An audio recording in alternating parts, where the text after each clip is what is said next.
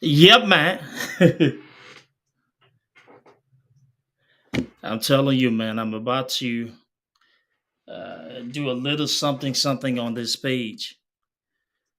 So listen, this is my new page, political page. I'll be doing a lot of my stuff on here. So while you're here, share the link for me. Gradually, we'll build this up, but we've got to do this because 2023 is critical, and we need to have our message in front of a lot of people, and that's what I'm going to do. So let me go ahead and share the link until I kick it off today.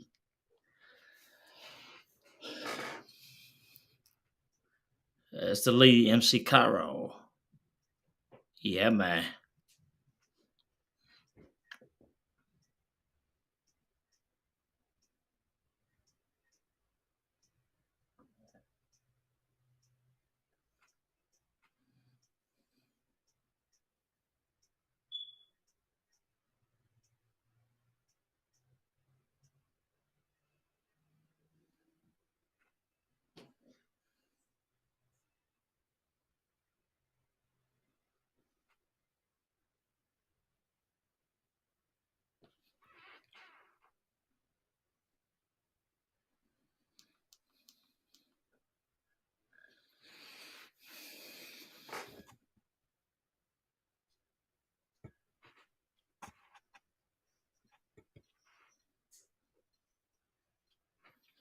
I got my Jew in Chicago.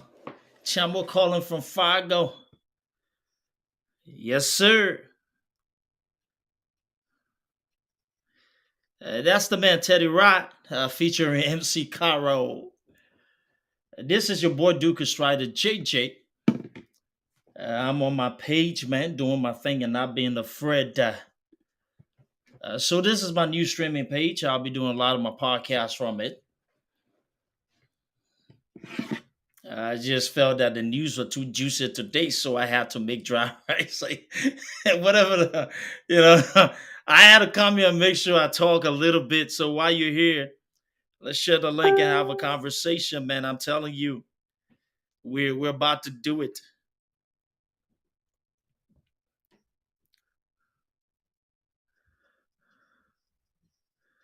Yes, sir. Liberia is interesting, man, but we're here. We're making it happen. I'm telling you, we're making it happen. Ain't easy, but we're doing it. Somewhere or the other, we're gonna do it. We're gonna talk about Liberia. And that's what I'm all about here.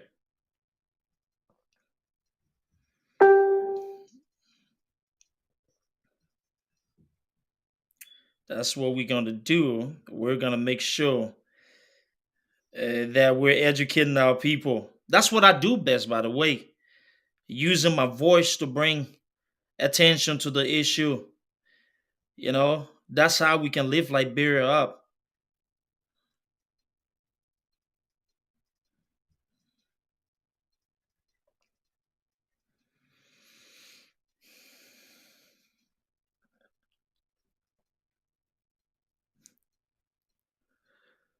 It's the lady MC Cara Liberian music for all of us. And I'm to do it. Let me do the pull up here and we'll start talking here quickly.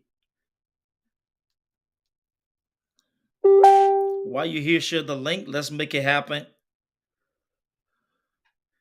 Yes, sir. Yes, sir. Yes, sir. Yes, sir.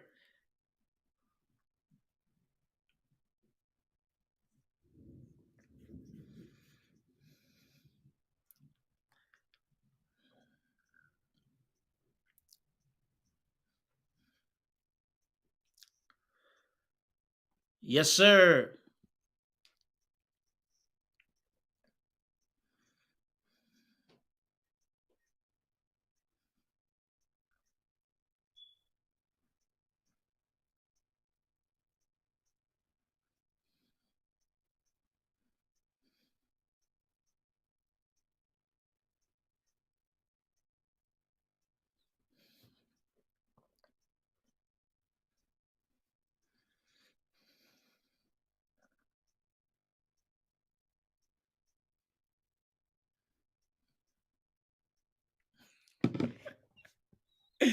Listening, I couldn't wait on this one, but just pounce on it. And so I'm gonna fire a little bit here today. This is my individual page, my new political page that I'll be doing a lot of my podcasts on. And this is outside of unapologetic, and as you know, unapologetic comes on every second or last Saturday of the month, and then Wednesday. Um, we're on there with the crew as well. So we're working on something big, rebranding a few things, and so hopefully we'll be back on the airways on Wednesday on unapologetic. My people, you're listening. My name is Duke, and this is my page. This is my personal page, and I just want to say thanks for following. I got a few people on YouTube. Yeah, y'all, thank you. Y'all, thank you. Liberian music for all. Duke Strider for all. I keep telling people, hit me at what's up. This is what I do. Use my voice to bring some kind of attention to issues impacting our people. And exactly this is what I'm going to do while trying to educate my people. On that note, let's go ahead and share the link for me. I appreciate all of you, and I say thank you for taking your time to follow us. I see my guest Beverly. What's up? Yeah, man. Anyway, so let me go ahead and pause the music and jump in because I'm not going to be here long, probably 30, 35 minutes to an hour or so. So, thankfully today I had a few things to do. And so I had a little bit of time in between. And so it just happened at the right time that I saw the need to be able to hop on and actually talk here a little bit to my people about some of the things I've noticed. By the way, this is my new page. This page is gonna allow me. Hey Beverly, what's up? This page is gonna allow me to be able to reach a larger audience. So a quick just summary about this page. After 2017, the page that I used for the entire 2017 up to the most recent election in America, that page was shut down. And when it shut down, the basically Facebook really took away a lot of the people that I had on that page and the following. Since that page was shut down for Facebook because of political activity, seditious gang up on that page and they reported it because I was posting a lot of things against the government. They shut that page down. Since I lost my page, I have not been able to actually build the kind of momentum of these regular Facebook profile. On that note, after doing some research and actual looking at strategizing and rebranding, I felt that it was important now to do it on an actual Facebook page that allows me to be able to spread my reach, a lot of larger contents, and to be able to reach a lot of people because a lot of people still reach out to me. I don't see you, so I don't get the notification. So while you're here, just hit like or follow on this page and share it so people can follow it. But my goal is that when we're done with this podcast, we're able to actually put it out there so we can have a larger amount of people, 10, 15,000, 20,000 people looking at these things when we come on, because that's what it's about. It's about us being effective. Notwithstanding, there are a few things I wanted to talk about quickly before I go away today. Number one, per the caption, I put there, Alexander Cummings show political strength again. The letter leads to action as corrupt Weah leaves McGill and the Virginia Solicitor General in limbo. And then I talk about the issue of Louis Brown and welcome to the conversation. So let's jump right into it. The other day I did a live podcast and it was in response. First and foremost, we did that on Unapologetic. And then, we have been talking about this letter that Mr. Cummings wrote. And the moment Mr. Cummings wrote the first letter, mind you, before the recent episode of The Letter, this is not the first time Mr. Cummings actually written an open letter before on social media or actually used letters to be able to address the government and all of the things that we see happen in the government. I remember Mr. Cummings wrote the Senate and even representatives, the senators, when they took that first money, and he actually went against some of the people that were on his team and said that this is about Liberia, it's not about his individual interests. And from that beginning letter, whenever Mr. Cummings writes, trouble happens. That I believe when he wrote the first letter against some of those in the opposition who were, part of, something that did not really follow the pattern of changing stand up for our people. That's when the Dowers Dillon and all of those people that took personal, including the Yumdi Kanga, and they basically now started to form this kind of attack and alliance against Mr. Cummings. Notwithstanding, he continues to talk about issues impacting his people, addressing some of those critical issues, and talking and being expressive in terms of all of the happenings in our country, and making sure that he's educating our people by highlighting those core issues that he believes Liberians need to pay attention to. So it didn't come as a surprise to me when Mr. Cummings wrote the first letter addressing the Weah administration and highlighting corruption in the government and also the most recent sanction. But what was intriguing to me, that instead of the government of Liberia listening to the suggestion of a respected member of the opposition and actually an international partner, a man who the international communities got a vast amount of respect for, instead of the Weah administration listening to Mr. Cummings, they went ahead and actually replied. Now, let me say this in case my system shut down. I will come back on again because I'm having a storm. And usually when it happens, it knock out the internet service. Here, hopefully it doesn't happen. But if it goes ahead and take me out, I will go ahead and actually hop back on. But anyways, long story short, let's go into that so we can be on page here. So when Mr. Cummings said in the first letter, when he made I wouldn't say accusations, when he brought some things to the forefront, immediately the CDC-led government went and responded. And instead of focusing on the issues and learning from the suggestions that were put forth in the letter, they became disrespectful, as the government and people, we are loyalists, always do, and it came back with a bunch of gibberish. And the first thing I said, if you go back to my post, I said it was a mistake by the Weah administration. The Weah administration made a mistake when they replied to Mr. Cummings in a condescending way. And the reason why I felt that it was a mistake, I said, this is a government that's already under pressure. A government that's already being watched by the international community, especially after the sanction, and the president still had this individual. It was not the smartest thing to do to respond to Mr. Cummings. If in fact they have responded, it should have been in good faith, out of respect, and acknowledging the fact that he had brought to the forefront key issues that the president could have actually been respectful of in responding. They didn't do that. What I said then, I said not only was it a mistake, but every time Mr. Cummings writes a letter or addresses the government of Liberia, the international community pays attention. And if you're smart to look, something happens. Because, look, our international partner believe that the current government, the Weah administration, is not serious. Our international partners understand that the George Weah administration is not an administration they can work with because of all of the things that they have said. They know the government is corrupt. They know the bunch of individuals within the Weah administration who have ties to criminal entities.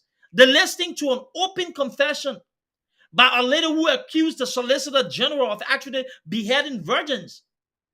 In addition, they have witnessed the solicitor general actually trying to work along with money launderers to take money from a bank that was seized. And they knew that they couldn't trust these people. In addition to that, the international community followed the Cummings trial. And they knew that the government was up to something that was no good in the interest of the democracy. And they said it, but they don't listen.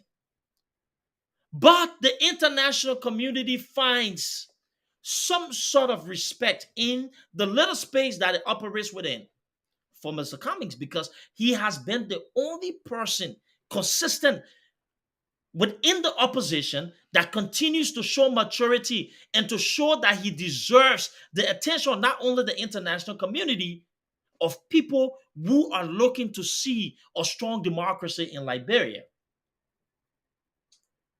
So when those who are we are loyalists decided to respond to Mr. Cummings' letter in a disrespectful, condescending way, I said two things are going to happen. Number one, there will be an action after the second letter. Mr. Cummings will reply. But secondly, The Weah administration did no good for itself because at the end of the day, it has continued to pile pressure on itself. And heads will roll when Mr. Cummings continue to bring these things to the forefront. I said it. What did I see? What did I really see happening? What is it in that particular letter that made me convinced enough that the Weah administration was heading for trouble? Well, Mr. Cummings, in that letter, please go ahead and read it, lay out some key facts about not only the involvement of the president in the previous Liberian Civil War, but he continues to use that opportunity to highlight the fact that since the international community, since the United States government sanctioned those three individuals from the George Weah administration, that they have not seen actions by the president of the Republic of Liberia. And Mr. Cummings, in that response, the letter, he said, look, you're bringing shame to the office of the presidency. This is the most sacred position of our democracy and should be respected. And he also hinted, he said, well, the fact that you're not taking action on these people, it proves that perhaps the president knows about some of the things that these people or those people have been accused of. Mr. Cummings surgically or strategically used the letter to bring to the forefront some of the things that members of the international communities are thinking. Why is it this man did not take action against these people? Is it something more that's happening? And so when they responded to the letter, it was another fatal mistake by the George Weah administration because all it did was that letter continued to pour pressure upon them. It continued to pour pressure. People continue to contact the Weah administration to hold them accountable in the international circle.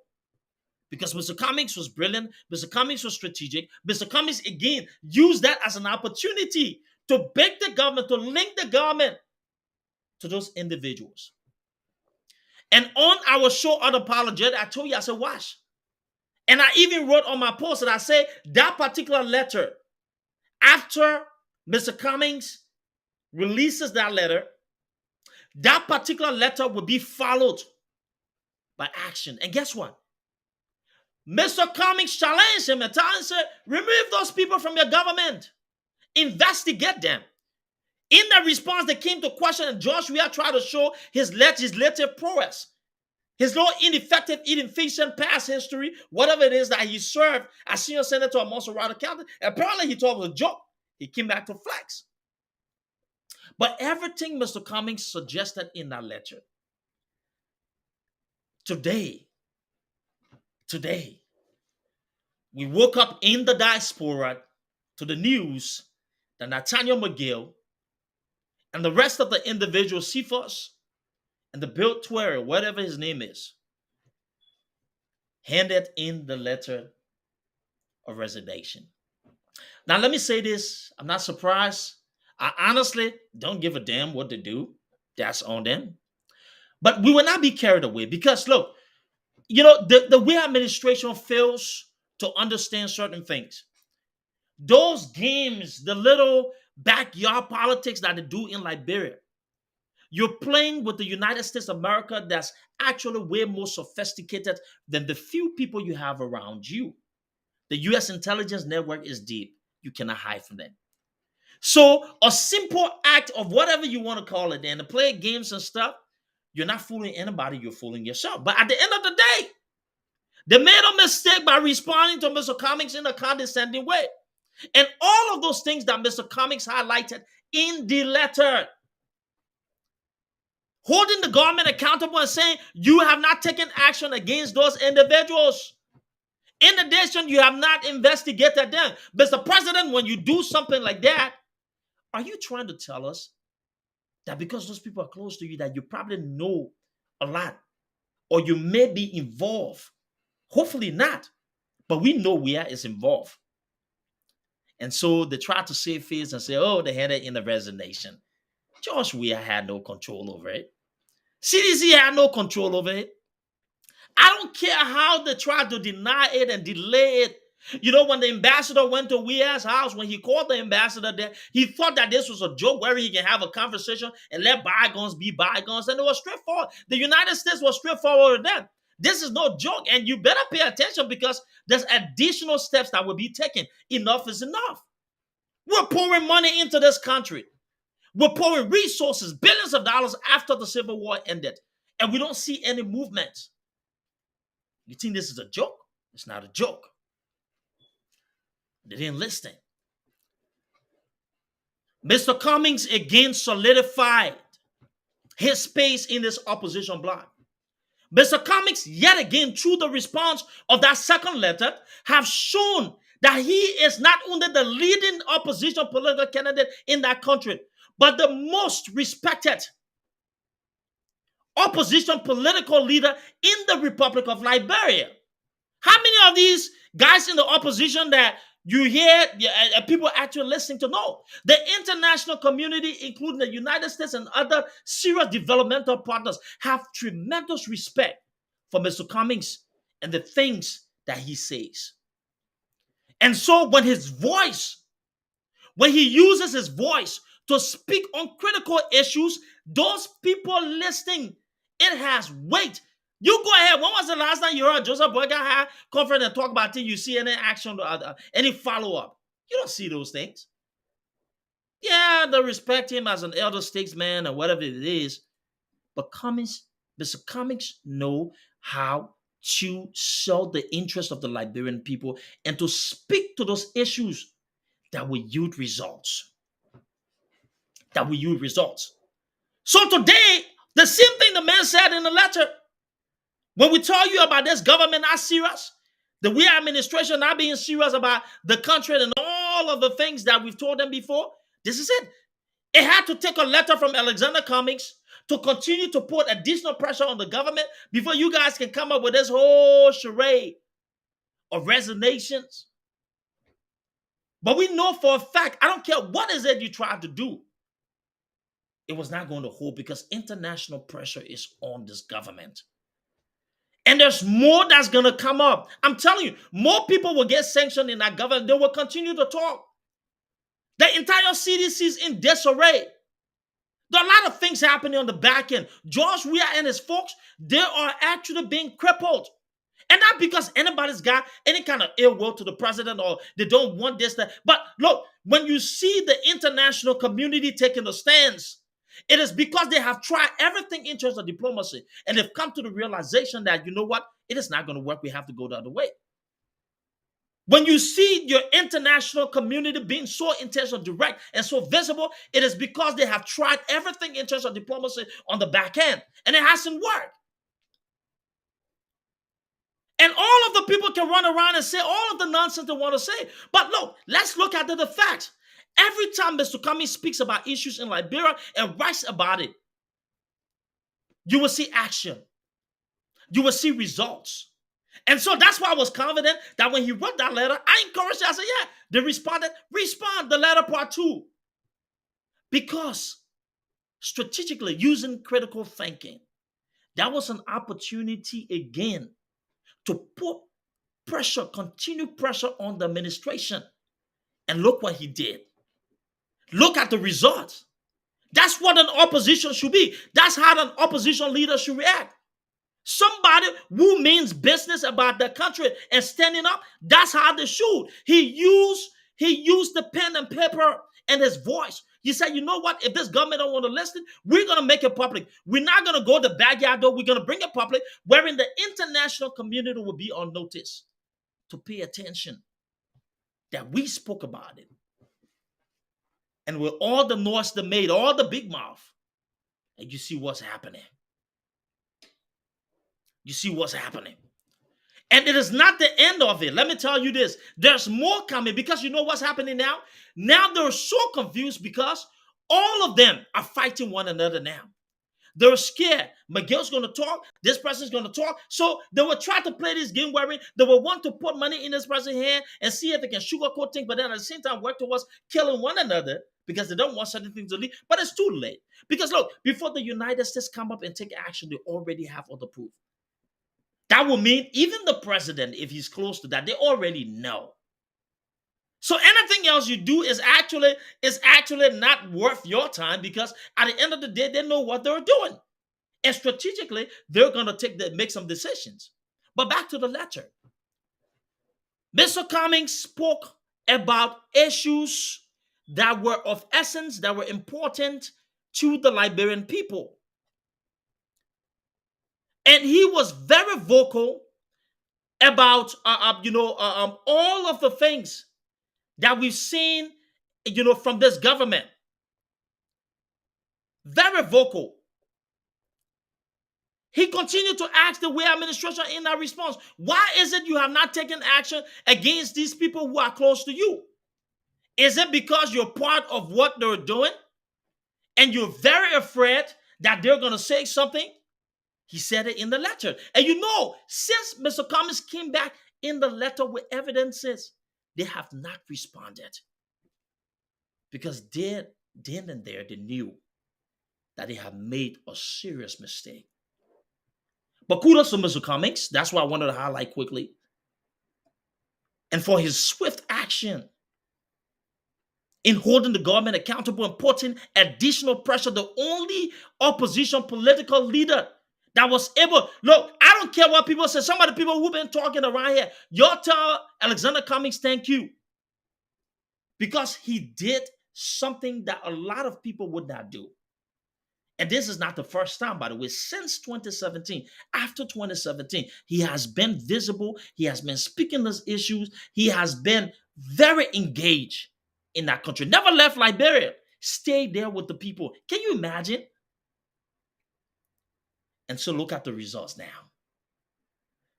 But eventually we're going to come to the next step, because I'm telling you, it's about to get spicy in the CDC. It's about to get spicy. Trust me. There are more coming. Because when the next one was Samuel Tuer and the Jefferson Koji and all of these other people drop, that's when we call it in America, was this shit will hit the fan. They sense it, they know a lot's coming. What did McGill not do? Came here to fight against it? Nothing. So there's more coming. There's more coming. So kudos to Mr. Cummings. The second of the last point that I wanted was before the final point that I wanted to make on this short episode here of Conversation with Duke is this. So after all of that, today we witness the endorsement of Mr. Cummings by Louis Brown. Now, everybody's clearly welcome on this big bowl that we're all eating from, this tent that we're building with the ANC. But politics is about momentum, and it is about the kind of people strategically that you're bringing on board to be able to help you. And I saw this also as an opportunity to be able to restate and actually highlight a few things. When people come on social media and talk about, Cummings did that, the rest of it, and this, that, the rest of it. This is another brilliant move by Mr. Cummings again. I think a couple of weeks or a month ago, he was able to bring on board another strategic partner on this team, Cummings. Today, he has brought Louis Brown, and there will be more people coming on board this train. Those are people who have been around our body of politics for a long time. And they've actually been successful in terms of moving the needle when it comes to election politics and all of the things that we have strategically to be able to get results in that country. So kudos to Mr. Cummings. This is a team that's being built using people who are strategic, people who understand the political dynamics of Liberia, people who can get the job done, people who can be able to reach across the aisle and appeal to other people. And that's what I told people. Look, let me tell you, people say, ANC did, Cummings not doing that. I said, look, listen, you have a candidate. This is what this candidate brings to the table. How you amplify his message of helping is to surround him with a team that can compensate for some of the things that he needs. And that's life in general. When you are lacking certain things, you bring certain things on board that will be able to help aid your effort in that area. So brilliantly strategically, what he's doing, he's actually bringing on board people that will be able to answer the questions and get the kind of help that the ANC and the CPP actually needs when it comes to the general election. Now you will see some other people running around crying, Kumbaya. I don't even pay attention to those noisemakers. I look at the facts because some of these people that are criticizing now, those people just, those people have chosen to get on national radio, public radio, and endorse the candidate, we would have had a different conversation by now. But because they did not endorse them, you hear a lot of conversation. But that's not my point. My point here is that Mr. Cummings is strategically building a force for 2023, an efficient, effective one. He is actually checking the boxes in terms of certain areas and layering a strategic team that's going to be able to drive results for him. And if you look at the CDC now, what is it do you see with the coalition of democratic change? You see a party or an arrangement that's faltering. CDC is not stronger than it is now than it was in 2017. They're a weakened political party. I think a couple of months ago, a month ago, the United People's Party exited that particular arrangement. And even the MPP that they're running around with, a fraction of the MPP is now actually breaking off from that particular arrangement. So the only person you have is Joe Howard Taylor, but those core people who were actually the moving parts of the National Patriotic Party and stuff, they were actually breaking off that arrangement. You understand me? And I want to be very open in having this conversation because I want people to think out of the box here. Strategically, the CDC is being ripped apart. They're being picked apart. In addition to that, they're facing the poor economy. They're facing economic sanctions, and they're running a government that just clueless, does not know what it is doing. So when you have that kind of weight going into a general election, it becomes too much of a burden for you. And you can only carry so much burden on you politically. And that's going to be the Achilles heel of the Weah administration. I'm not really worried about other people in the opposition who are something, because if you really pay attention to everything that's going on, you can already admit that those people who used to be the loud voice, the loud mouths and stuff, they're fading. They're completely fading. Right now, you got to do about 100 posts before you even know that the Unity Party exists. That structure is completely depleted. They don't have the cash flow. They don't have the resources. The structure's dead. Nobody's endorsing Joseph Boycott. Everything's collapsing around them. So they're not even part of the conversations the ANC should have at this time, because Mr. Cummings done a masterful job to be able to lead the narrative. He has done a masterful job. These are the people who were in the initial CPP arrangement and say they had the biggest voice, the biggest platform, and all of the nonsense. But guess what? What's happening now? Those individuals who claim to have the larger platform, the biggest voice, and the voting population, they're completely non-existent. You can't even tell if there's this anymore. They're gone. The Unity Party is completely done. Even some of the people are just confused. Why is it they're not the party structure is not functional? I got friends in the Unity Party that confide in me. One of the present issues now in the Unity Party is that they're already upset that there's no movement. The party structures, all of those different groups and district functions and counter leadership structures, they're broken. There's no resources. And you're talking about moving into voter registration time, wherein major political parties should now be preparing to start doing things. They're completely depleted. So they are completely non-existent. I wouldn't waste my time. So now, as you can see, the conversation now is between Alexander Cummings and the CDC. CDC with the burden, and Mr. Cummings continue to take that search, continue to widen the gap. And you see by the people that are coming on board. Because in politics, when you talk about momentum, when you talk about people who are coming on board to buy into an idea, you look at those moving parts, those critical pieces that can be able to move the needle in terms of our election politics, in terms of results. When you see those pieces start going a certain direction, that means they see some kind of progress in that direction.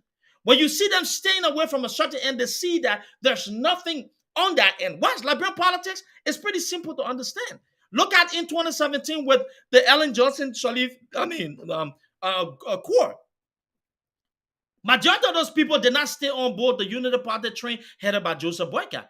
They completely removed themselves. And some of those key components of our politics, they were not going to Unity Party, they were shifting. You have to look at the pieces and how to rotate. That's usually an indication of where the momentum is going. When you see those big pieces starting, those big political pieces starting to take a toll from the normal arrangement and moving in another direction, Those are usual indication that something's shifting in terms of our body of politics.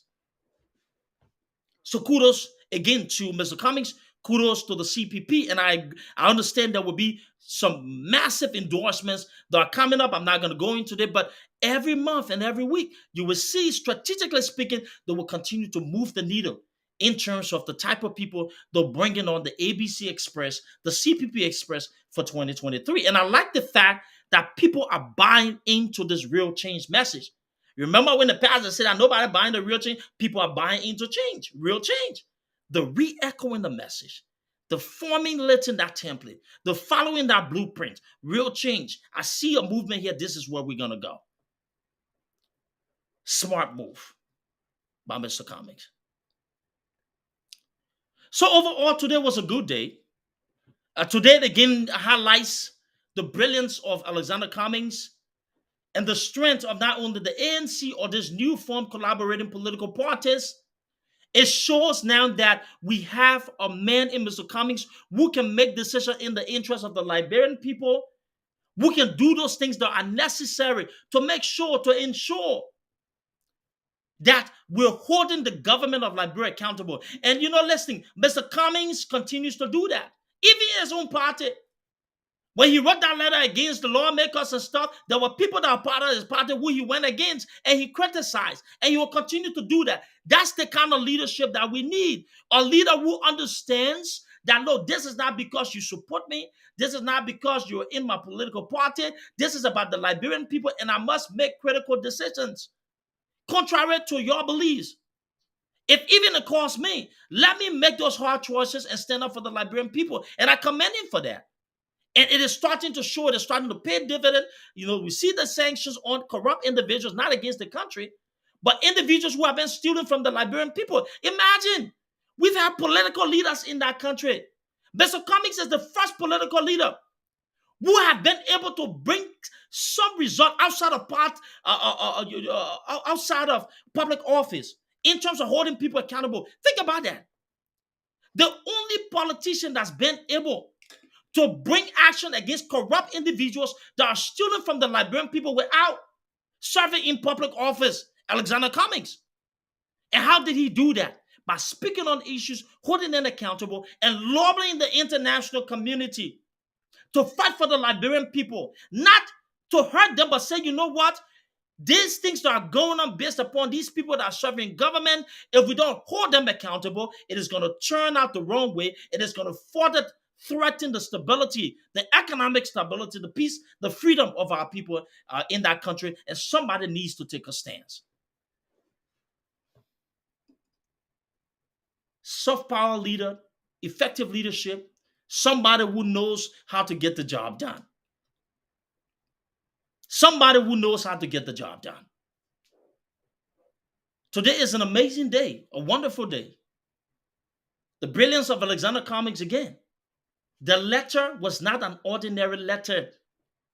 It was loaded with facts. It was loaded with direction to the government of Liberia, not only criticizing, but suggestions on what they need to do, but also an alert to the international community that these people are not holding corrupt individuals accountable in this country, and we must do something. His actions through the pen, through his voice, was able to yield some massive results and gave the Liberian people some sort of hope that yes, people cannot just come and use public office to continue to destroy the lives of our people, to hurt young people. Imagine in that country, almost 80, you have a vast majority, 89 plus of our young people, percentage point, makes up the larger majority of unemployment numbers in that country. We cannot continue to sit there and allow corrupt individuals to destroy the future of our Liberian people. We must be better. We must take action. And leaders who intend to govern our country must speak up. Something that Alexander Cummings is doing, and he's been able to move the needle on. The first politician in the history of Liberia. Let me put it. The first individual outside of public office through his actions that's been able to yield results and hold corrupt individuals accountable. Alexander Cummings. And that is why we call him the corruption medicine. And you can tell that if Mr. Cummings, outside of our body of politics, outside of public office, can be this effective, efficient in holding rogues and thieves accountable, you can only imagine what he will do once he becomes president in that country. He will hold those corrupt individuals accountable. He will hold them accountable. He will definitely hold them accountable. Real change is coming. Real change is going to come with accountability, making sure that people are held accountable for the damages, the stealing, the looting, the destruction of our people. And I don't care whether you support him or not. If you're corrupt, if you've done everything contrary to what we want in terms of the new Liberia, you must be held accountable as well. So just to summarize it, my people, this is my new political page. I will continue to have individual podcasts here, in addition to our unapologetic page that will have our regular, group podcasts as well. But just on the individual end, this is my page. Follow me, and I'll do a lot of posting here. Is because I want a lot of our people to be able to come across these videos and these conversations and just learn from some of the things we're talking, and we can be able to use our voices collectively to bring some sort of attention to the happenings, to the issues in Liberia. Because look, this is a critical period. Election or no election, we must all collectively be prepared to end this repetitive system, this system of recycled politicians and individuals who have continued to use the public office space to harass our people, to oppress them. We must take down that particular system. So overall, I think it was great today. Great that Mr. Cummings' decision to write brought some kind of results. Great today that the CPP was able to bring on board another strategic piece. That's another great result.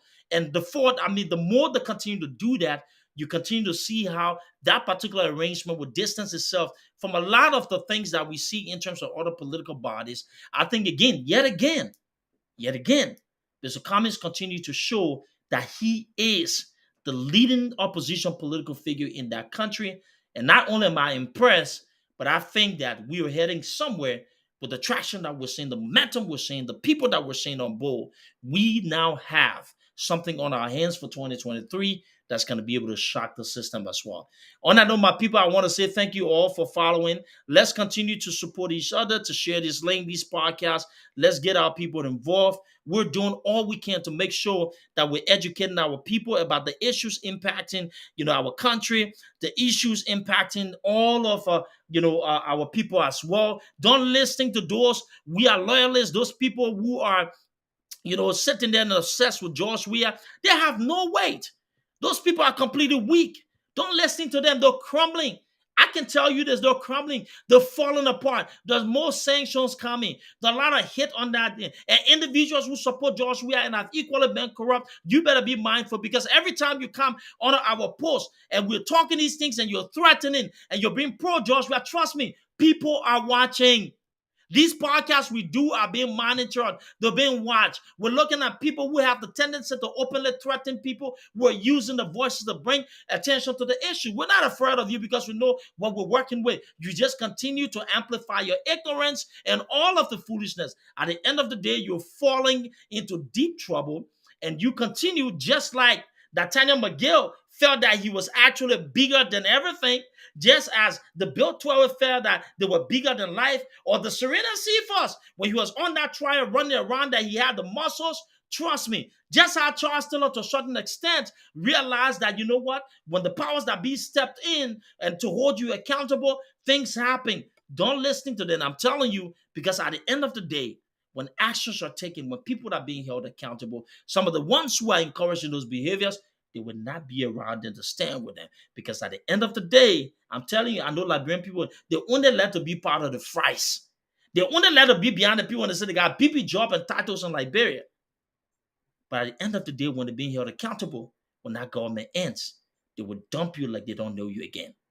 Let me just say this again and mark this podcast.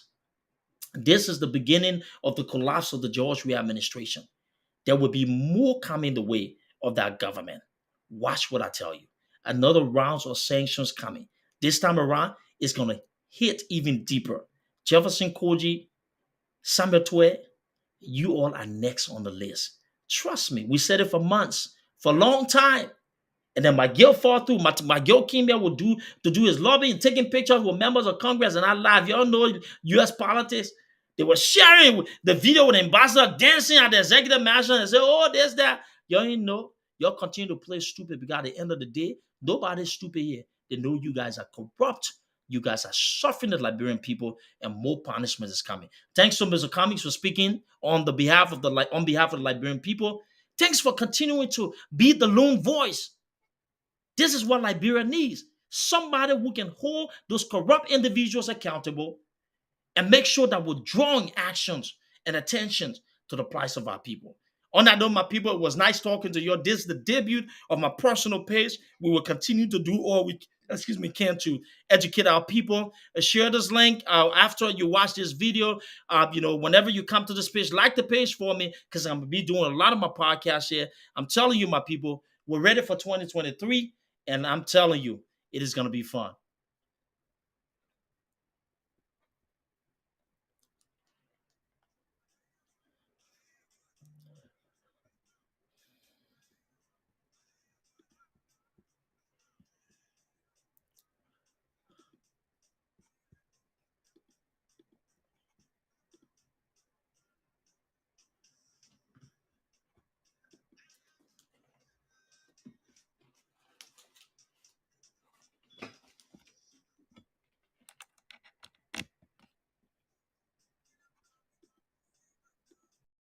My boy, when I land softly on the sofa floor.